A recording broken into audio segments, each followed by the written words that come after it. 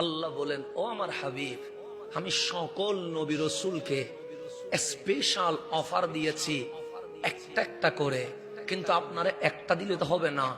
ইন্না আতাইনা কাল কাউসার, আপনারা দিলে বেশি দিতে হয়।